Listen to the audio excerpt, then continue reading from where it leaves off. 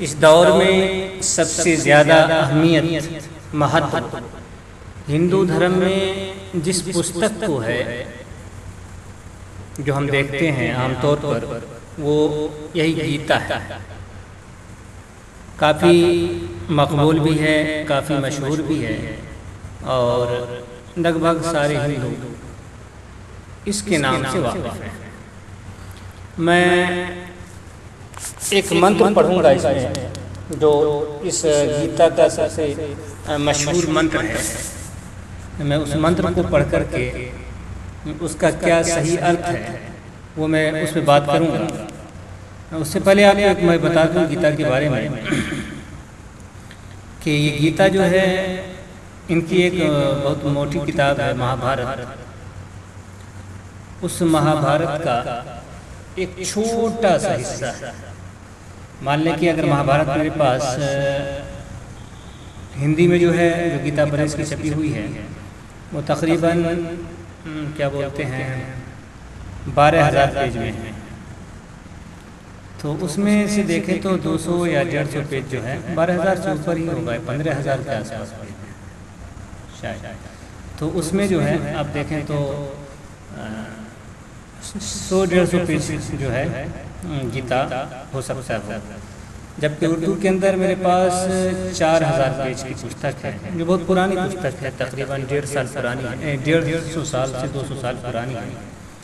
तो उसमें जो है लगभग 30 से 40 पेज, 30 पेज होगा, लगभग 25-30 पेज बहुत हो गया या उससे भी कम होगा, 20 पेज। तो इस तरह से इस पुस्तक को जो है काफ़ी शोहरत मिली है, काफ़ी मकबूलियत मिली है।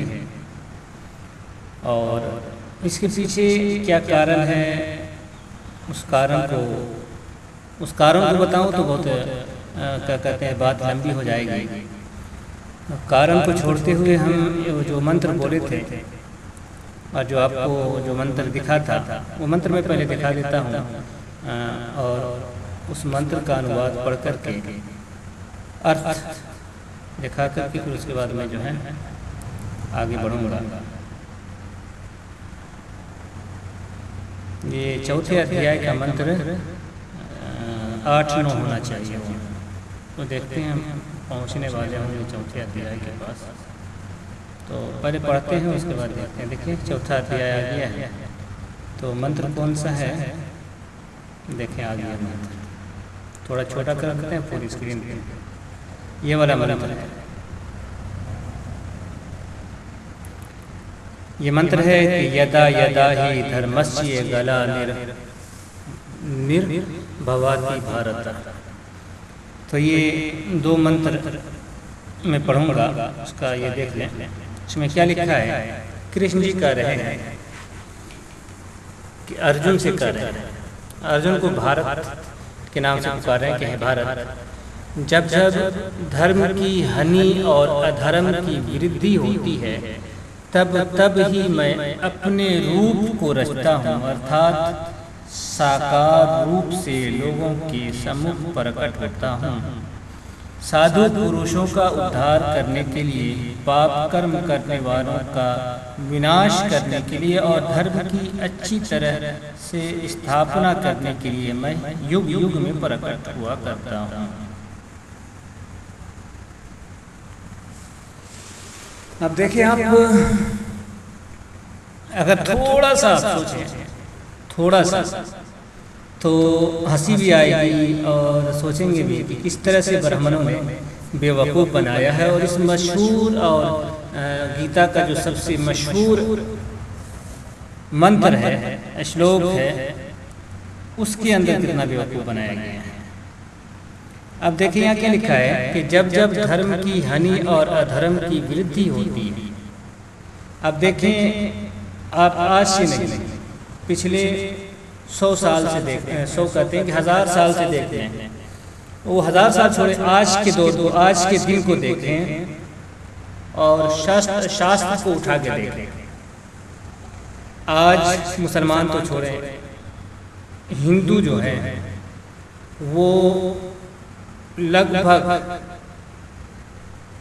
100%, मैं तो 100% हिंदू की बात करता हूँ, 2-4 ऐसे होंगे मान लें कि 1 अरब हिंदुओं की संख्या है इस देश में, तो 1 अरब में से 1 लाख ही ऐसे हिंदू होंगे जो धर्म को मानते होंगे, धर्मशास्त्र को मानते होंगे। तो इस दौर के अंदर अगर धर्म की हानि देखते हैं, धर्म का नुकसान देखते हैं, तो इस दौर में जितना धर्म का नुकसान हो रहा है और प्रचार, ब्राह्मण लोग खूब प्रचार कर रहे हैं। मेरी वीडियो देखें, कितना कुछ लिखा हुआ है, बहुत सारी बातें आप देखें। बड़े बड़े धर्म गुरु, मैंने व्यास स्मृति से एक मिसाल में देता हूँ, 1-2 मिसालें। व्यास स्मृति के अंदर है कि अगर रजस्वला होने से पहले अगर लड़की की शादी ना हुई, अर्थात 11 साल से पहले अगर लड़की की शादी ना की गई, तो घर के सारे लोग पतित हो जाएंगे, धर्म से निकल जाएंगे। और इस तरह से बाज़ पुस्तकों के अंदर जो है 1-2 साल इजाज़त दी है, लेकिन उसके बाद माफ़ नहीं किया है। इस तरह से आप देखें, लिखा है, आपको मिलेगा गरुड़ पुराण के अंदर कि क्या बोलते हैं, जो जिस औरत का शौहर मर जाए तो उसको हर हाल में सती हो जाना है, नहीं सती होंगे तो फिर औरत जो है वो स्वर्ग में या मोक्ष प्राप्त नहीं कर सकती है। इसी तरह से आप देखेंगे लगभग सभी धार्मिक पुस्तकों में शूद्र के बारे में है कि शूद्र का एक काम है और वो है सेवा करना। आज देखें, एक भी शूद्र जो है सेवा का काम नहीं कर रहा है। ब्राह्मण का 6 धर्म है, 1-2 ब्राह्मण है जो सबको कर रहा हो, क्षत्रिय अपने धर्म में नहीं है, वैश्य नहीं है, कोई नहीं है, गोया कि हिंदू धर्म है ही नहीं जो मानने के बारे में। अब धर्म का अर्थ यही होगा कि जो धार्मिक पुस्तकों के अंदर है, जो शास्त्र के अंदर जो बातें लिखी हुई हैं, जिसके हिसाब से चलना है, तो उस हिसाब से अगर हम देखें, अगर धर्म उसका नाम है, जैसा कि कहा गया है कि जो कुछ शास्त्र में लिखा है वही धर्म है, तो आज एक भी हिंदू उस पर नहीं चल रहा है, बल्कि उसके विरुद्ध भाषण भी दे रहा है, चल भी रहा है। तो इस दौर से ज़्यादा सिर्फ, चूँकि हिंदू धर्म जो है सिर्फ भारत के कुछ हिस्सों के लिए है, और ये भी धार्मिक पुस्तकों में 50 जगहों पर ये बात लिखी हुई है कि हिंदू धर्म भारत के ही कुछ हिस्सों के लिए है। लेकिन मैं जो कुछ बताना चाहता तो ये नहीं बताना चाहता। देखिए, थोड़ा सा और नीचे देख लें। साधु पुरुषों का उद्धार करने के लिए, पाप कर्म करने वालों का विनाश करने के लिए और धर्म की अच्छी तरह स्थापना करने के लिए मैं युग युग में प्रकट होता हूँ। अब ये देखें, इसको मैं दिखाऊंगा, ऊपर तो ये हो गया, और दोनों एक ही तरह की बात है, दोनों एक ही तरह की बात है। तो यहाँ क्या है कि जो पापी है उसको विनाश करने के लिए और जो साधु पुरुष हैं उसको बाकी रखने के लिए मैं हर दौर में, हर ज़माने में मेरा जन्म होता है, और धर्म की अच्छी तरह से स्थापना करने के लिए मैं युग युग में प्रकट होता हूँ। तो खैर, ये तो कृष्ण जी कह रहे हैं, हर युग में आप देख रहे हैं कि किस युग में जन्म लिए हैं, वो सबको पता है। इस दौर से ज़्यादा अधर्मी कहीं नहीं है। साधु पुरुष आप तलाश कर लें, जहाँ मंदिरों से सोने गायब हो रहे हों, पैसे गायब हो रहे हों, मंदिरों में इज्जतें लूटी जा रही हों, तो इस तरह की चीज़ें जहाँ हो रहा हो, तो इससे ज़्यादा बड़े बड़े धर्मगुरु जिसके करोड़ों मानने वाले हैं, वो आश्रम के नाम पे धंधा कर रहा हो, तो इससे ज़्यादा अब अधर्म क्या हो सकता है। लेकिन मैं वो तो इसको हम रहने देते हैं। हम कृष्ण के ऊपर, कृष्ण के ऊपर आवाज़ उठाते हैं, कृष्ण की ज़िंदगी के ऊपर, कि कृष्ण जी कह रहे हैं कि साधु पुरुषों की भलाई के लिए और पापियों की नाश करने के लिए और धर्म की स्थापना करने के लिए मैं युग युग में जन्म लेता हूँ। तो कोई भी सनातनी बताए कि कृष्ण जी जब इस यहाँ से गए थे तो किस धर्म की स्थापना करके गए थे।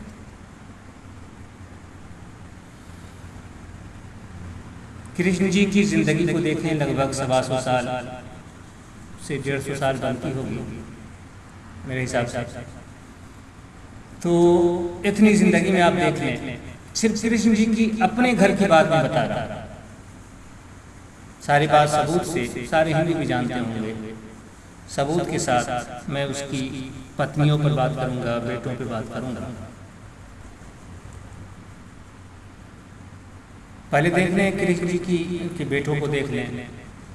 कृष्ण जी की शादियां जो है पत्नियां थी लगभग 16,108 या कहीं लिखा है कि 16,008। ये दोनों बातें हम 16,000 सीधा सीधी मानते हैं। और हर पत्नी से 10 बच्चे, एक बच्ची थी। तो बच्चे को हम लेते हैं तो कुल मिलाकर के 160 यानी 1,60,000 सिर्फ बेटा हुआ। फिर उसके बाद बेटों के बेटे जो है वो लगभग करोड़ों में पहुंच जाते हैं। इतनी बड़ी संख्या है, लेकिन आप देखेंगे कि इनमें से एक भी न कोई एक बेटा आपको ऐसा नहीं मिलेगा जो दारू ना पीता हो, शराब ना पीता हो, जुआरी या जो सब हमारी ज़बान के अंदर बिगड़े हुए बच्चों में बोले जाते हैं। आप देख सकते हैं। आपको पता होगा कि कृष्ण जी के सामने जितने भी यादव थे वो सारे आपस में लड़ करके मर के ख़त्म हो गए। और मरने का कारण क्या था कि वो शराब पी करके एक दूसरे पर हमला करके एक दूसरे को मारकर चले। यानी कृष्ण जी यादव जाति में जन्म लिए।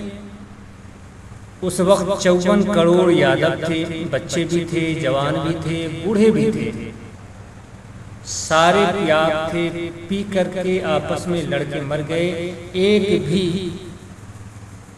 एक को भी ना बचा पाए।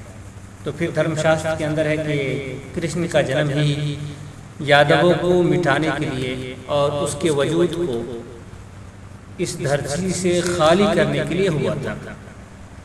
आज जो आप यादव देख रहे हैं, कोई भी यादव अपना वजूद अपने आप को साबित नहीं कर सकता है, क्योंकि आप देख लें कई पुस्तकों के अंदर साफ साफ लिखा है कि समस्त यादवों को सर्वनाश करे, ख़त्म करने के लिए कृष्ण जी आए थे। तो वो तो साफ लिखा हुआ है। एक पोता बच गया था, उसकी भी कोई औलाद नहीं थी, सिर्फ एक बचा था पूरे यादव में, वो भी कृष्ण जी का पोता नहीं पर पोता हुआ। कृष्ण जी की पत्नी को देख लें, ये भी बात पुराण के अंदर लिखा है कि एक लड़का था कृष्ण जी का, उसको देखने के बाद कृष्ण जी की सभी पत्नियों की योनि जो है वो गीली हो जाती थी, अर्थात इतना मन चलने लगता था कि वो उसकी योनि जो है गीली हो जाती थी। नारद जी बताएं तो फिर उसको शाप मिला तो चेहरा बिगड़ा, इस तरह की बातें हैं। तो पत्नी को देखें, बेटी के बारे में तो खैर कहीं चर्चा नहीं आया है, कहीं भी ये बात मुझे नहीं मिली है पत्नी के बारे में। और इसी तरह से हम देखें इसके बारे में। खैर आप देखें कि कृष्ण जी चले जाते हैं इस धरती को छोड़ के, तो क्या दे करके जाते हैं, किस धर्म की स्थापना करके जाते हैं। कितने लोग उस धर्म को मानने वाले होते हैं, जिस कुल में पैदा हुए वो सारे खत्म हो गए। क्षत्रियों को आपस में लड़ा करके तकरीबन 1 अरब 66 करोड़ 65 करोड़ या 66 करोड़ शायद कितना ही है, 1 अरब 66 करोड़ के आसपास लोग आपस में मर करके ख़त्म हो गए। इतने क्षत्रिय आपस में लड़े और मरे थे। वो तो सिर्फ वो क्या कहते हैं कि वो कौरवों और पांडवों की लड़ाई है, उसके अलावा और भी लड़ाइयाँ हुई हैं जिसमें भी लगभग 10 करोड़ के आसपास जो है होना ही चाहिए दूसरी लड़ाइयों की लोग। और भी बहुत सारी लड़ाइयाँ कुल मिला के अगर आप देखें तो कई अरब जो है कृष्ण के दौर में मर के ख़त्म हो गए, लेकिन कोई भी एक आदमी। अब देखें जरा गीता ही को देख लें।